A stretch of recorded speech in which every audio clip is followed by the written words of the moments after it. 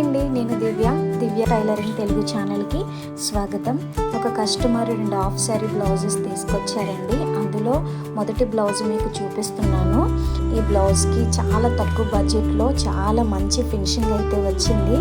ముఖ్యంగా దీని neck design, sleeve finishing, overall look చాలా అందంగా అయితే ఉందండి. నెక్స్ట్ బ్లౌజ్ నెక్స్ట్ వీడియోలో చూపిస్తానండి. ఈ బ్లౌజ్ నచ్చినట్లయితే లైక్ చేయండి, కామెంట్ చేయండి.